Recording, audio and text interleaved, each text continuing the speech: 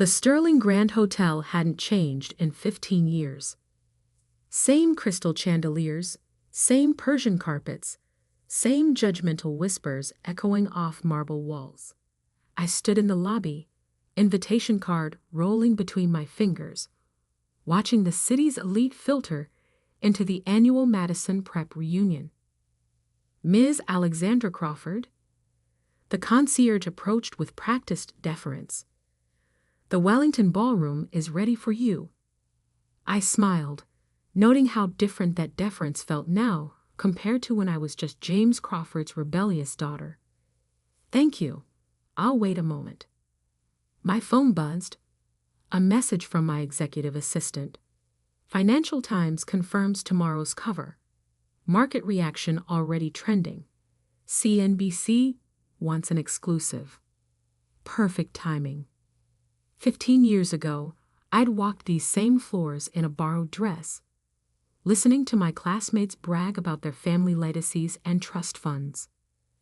The Crawford name meant something then. Old money, old connections, old expectations, until I broke them all. Oh my God, Alex. A shrill voice cut through my thoughts. You actually came. Melanie Porter Hampton, former class president and current social climber extraordinaire, air-kissed my cheeks. Her eyes swept over my Channel suit with the same calculating assessment she'd once used to judge everyone's prom dresses. We weren't sure you'd show, she continued, voice dripping honey-coated venom, given everything that happened with your family's situation. Ah, yes, the situation. When I'd rejected my father's demands to join the family investment firm, choosing instead to start my own company. When I'd sold my trust fund shares to fund my first startup, causing a scandal that still echoed through country club corridors. I wouldn't miss it, I replied smoothly. How's Thomas's hedge fund doing? Her smile flickered. Everyone knew her husband's fund had lost half its value in the last quarter, just like they knew he'd been quietly begging for investors at every social event this season. Managing, she said tightly, but enough about us. How's what do you call it? That little online business. Before I could answer, more familiar faces approached. William Street Clare, whose father had cut me off from family investments when I went solo.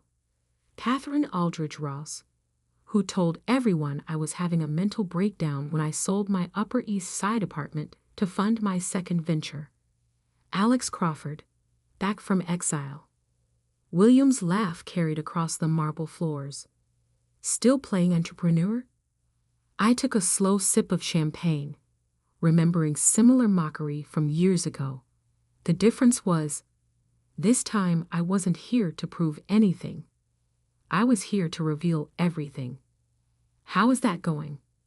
Catherine leaned in, perfume expensive and interest fake. We heard you were struggling? Daddy mentioned something about rejected loan applications. Of course he had. Richard Aldridge never got over me turning down a partnership at his bank. Actually, I smiled, business is quite interesting at the moment. Oh, darling. Melanie's voice carried just enough to draw attention from nearby groups. You don't have to pretend with us. We all know startups are risky. There's no shame in admitting defeat. I'm sure Daddy would take you back at Crawford Investment Group. The growing circle of onlookers barely concealed their smirks. This was what they'd come for, the chance to see the prodigal daughter humbled, crawling back to the fold. Speaking of Crawford Investment, William cut in. James finally sold it, didn't he? After the market crash? Such a shame. But that's what happens when you trust the wrong people. The wrong people. He meant me, of course. They all blamed my departure for my father's eventual downfall, conveniently forgetting his risky investments and outdated strategies.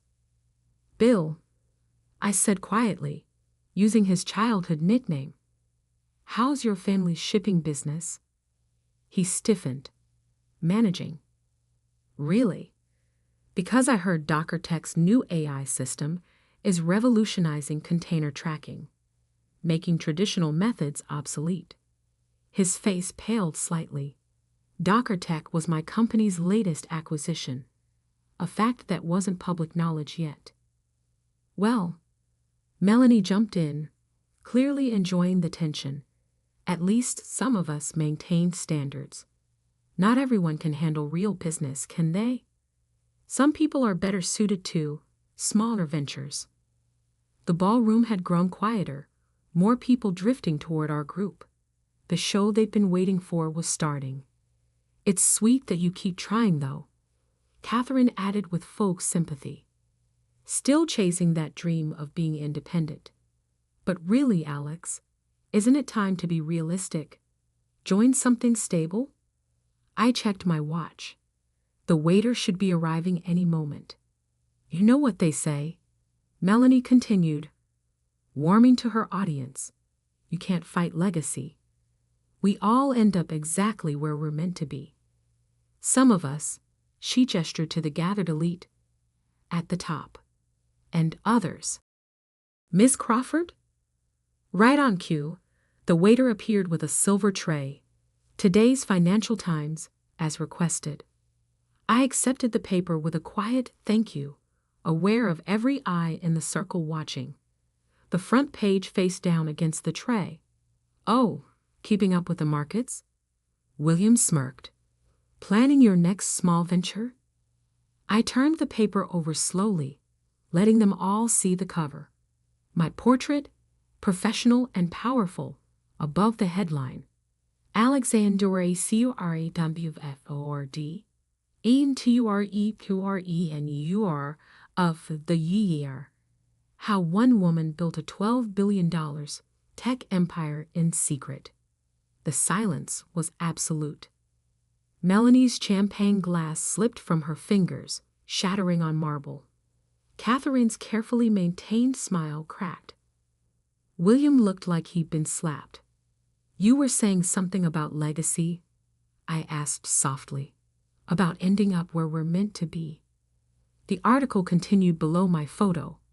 Crawford Technologies' revolutionary AI systems have quietly dominated market sectors from shipping to banking, with over 70% of major financial institutions now running on their platforms.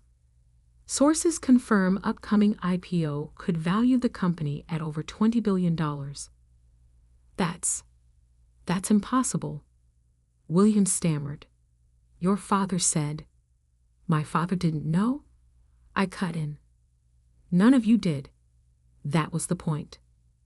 I let them digest that as I pulled out my phone, pretending to check messages. Actually, I was recording their reactions. A little gift for my PR team, who'd orchestrated this moment down to the last detail. But the loans. Catherine's voice had lost its condescending edge. Daddy said you were begging for financing. Your father, I smiled, like everyone else, saw exactly what I wanted them to see.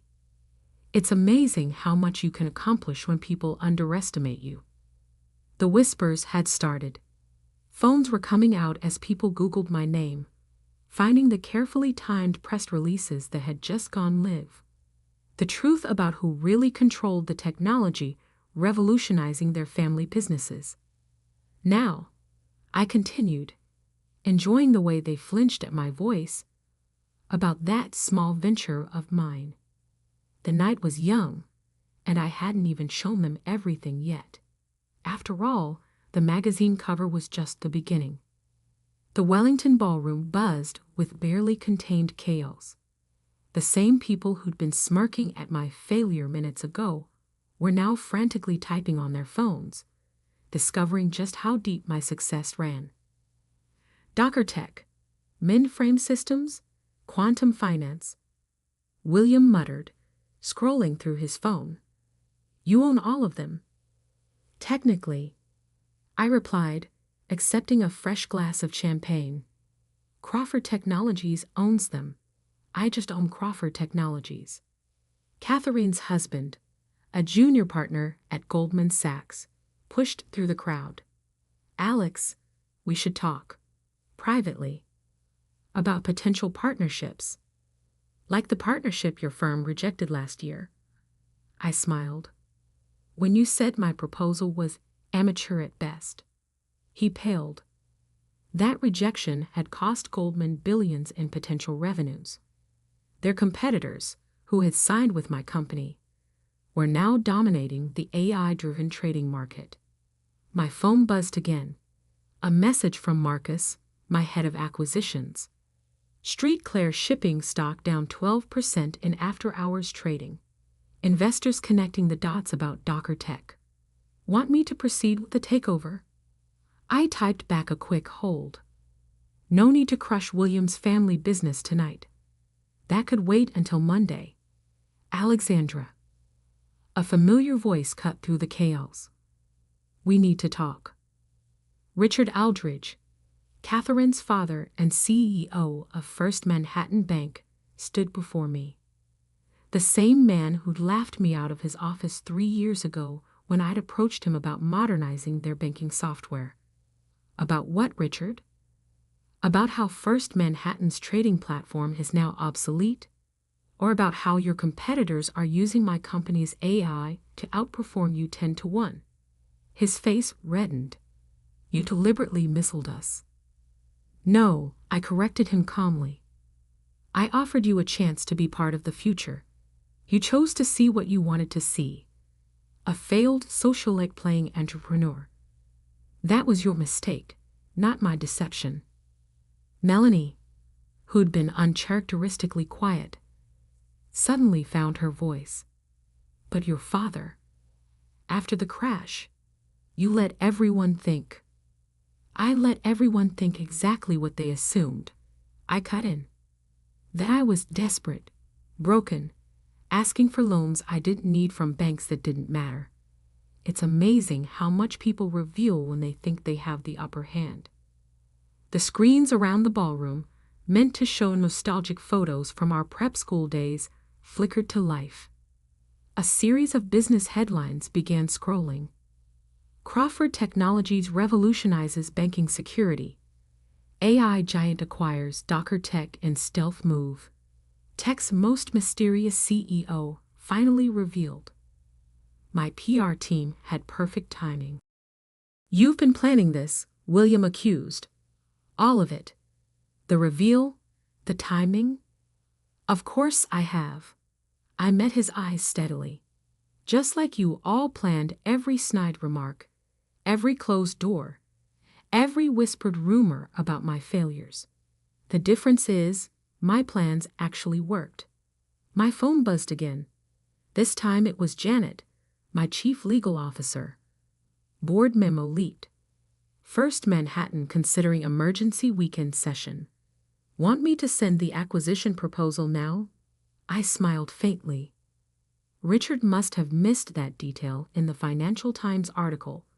The part about Crawford Technologies having enough cash reserves to acquire his bank outright. Mr. Street Claire? A young analyst pushed through the crowd, phone pressed to his ear. Sir, the Hong Kong office is calling. Something about our shipping contracts being invalidated. William's face went from red to white. What? Docker Tech's new terms of service? I explained. They take effect at midnight. Didn't anyone read the fine print? The room erupted in fresh chaos. More phones ringing, more urgent whispers. These people were finally realizing that while they'd been mocking my small business, I'd built something that could make or break their family fortunes with a single policy change. Why? Catherine's voice cracked slightly. Why do it this way? Why not just tell everyone from the beginning? I turned to her, remembering all the times she'd excluded me from charity boards and social committees after my breakdown. Because you all needed to learn something. Success isn't inherited. It's built. And sometimes, it's built in silence while people like you are making noise. Alexandra. Another voice, older, commanding. Bernard Wellington AI, our old headmaster and current board member of half the companies I now controlled. This is unprecedented. No, I corrected him. This is overdue. For every girl you told to think smaller, dream safer, stay in her lane. For every innovation you dismissed because it didn't come from the right family or the right background. He had the grace to look uncomfortable. My phone lit up with a message from my executive assistant. CNBC anchor waiting. Live interview in 20 minutes? I checked my watch. Right on schedule. Now, I addressed the room. If you'll excuse me, I have a business to run. Several, actually. As I turned to leave, Melanie grabbed my arm. Wait, what happens now? To all of us? I looked at her perfectly manicured hand, then back at her face. That depends. On Monday, Crawford Technologies begins implementing its new partnership standards. Companies that align with our values will thrive. The others, I shrugged. Well, there's always your family names to fall back on. Oh, wait. The silence that followed me to the door was sweeter than any revenge I could have planned. But this wasn't about revenge. This was about power. Who really had it? Who only pretended to have it? And who had been quietly building it all along? Outside, my driver held the door to a sleek Maybach. Not the flashiest car in Manhattan, but certainly the most expensive. As we pulled away from the Sterling Grand, I opened my laptop to review the next phase of acquisitions. The reunion had been just the beginning.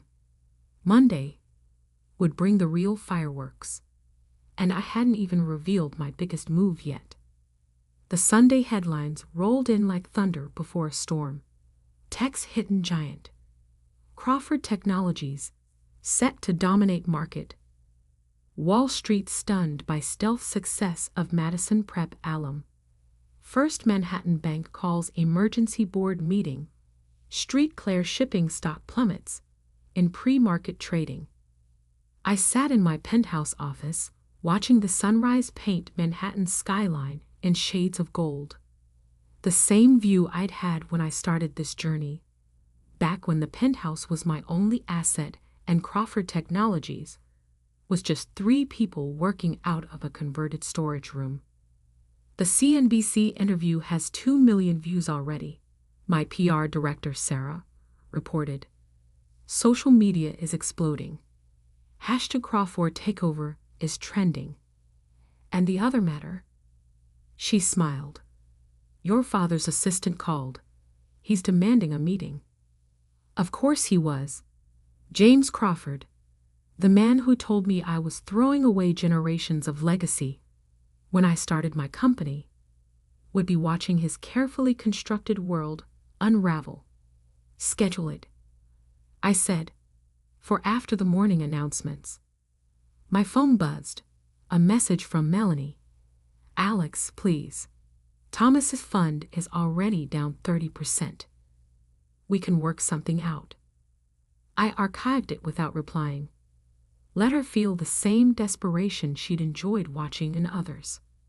At precisely 9:00 a.m., Crawford Technologies' new partnership terms went live. The requirements were simple but revolutionary. Complete transparency in business practices, ethical AI implementation, and a minimum 30% diversity quota in executive positions. Companies had until Friday to comply or lose access to our systems. The market reaction was instant. Companies that had sneered at my small business were now watching their stock prices swing wildly based on whether they met Crawford Tech standards. Ms. Crawford, my assistant's voice came through the intercom. Your father is here. He wouldn't wait. I straightened my Armani blazer. Send him in. James Crawford had aged since I'd last seen him. His hair was grayer, his stance less commanding, but his eyes still held that same mix of arrogance and anger. "What have you done?" he demanded without preamble. "Built something," I replied calmly. "Isn't that what you always wanted?" "Built something?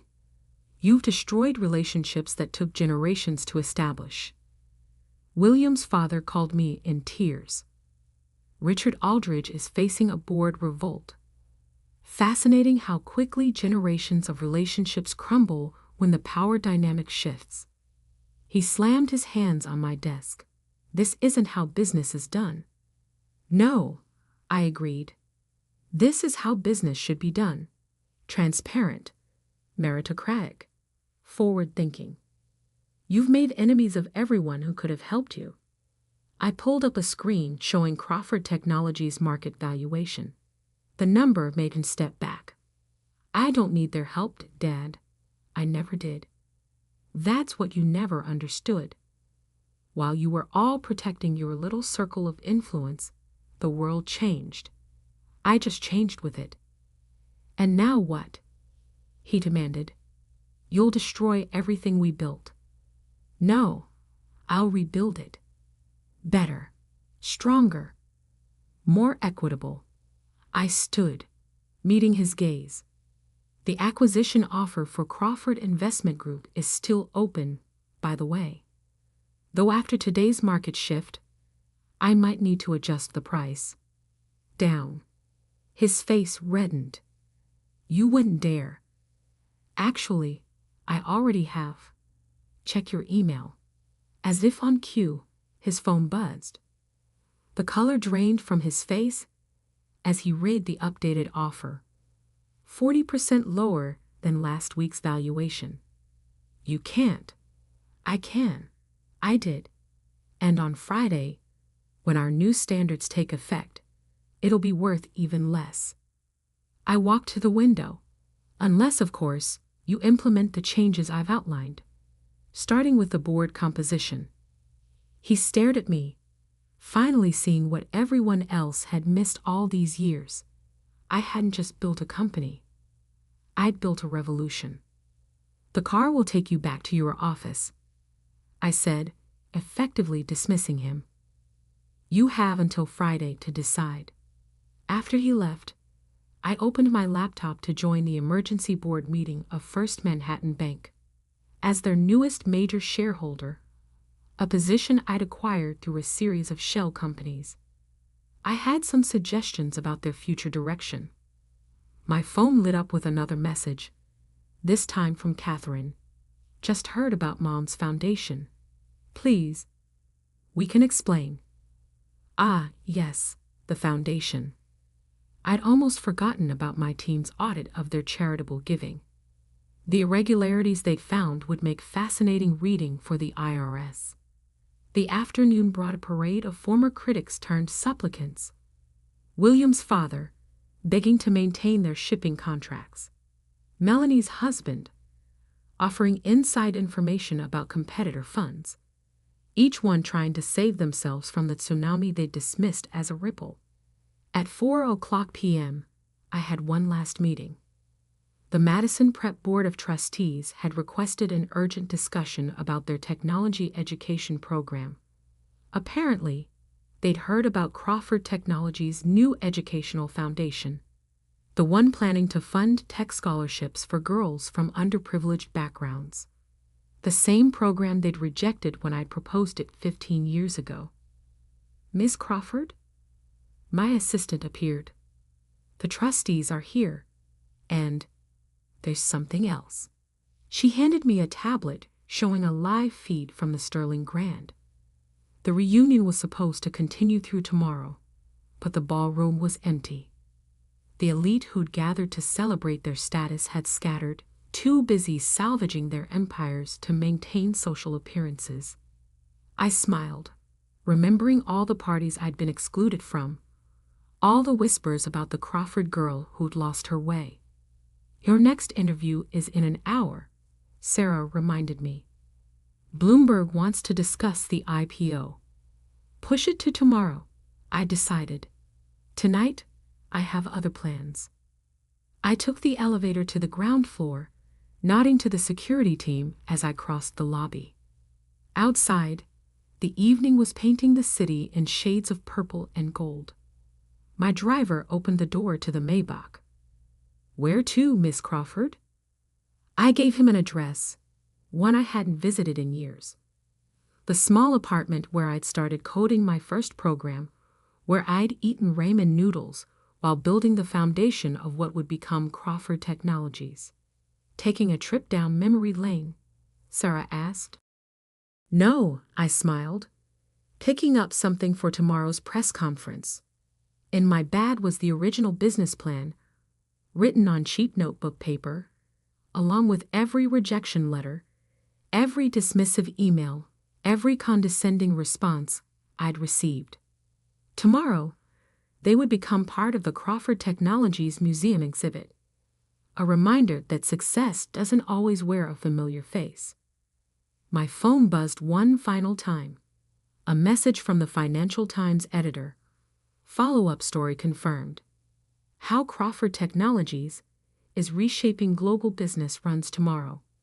Front page again. I put the phone away, watching the city lights flicker to life. Somewhere out there, my former classmates were realizing that their world had changed forever. The social hierarchy they defended so fiercely had been rewritten. And I, the girl they'd written off as a failure, had done the rewriting. Success, I whispered to the city skyline, is the best revenge. But this wasn't just about revenge. It was about change. Real, lasting, systemic change. And I was just getting started.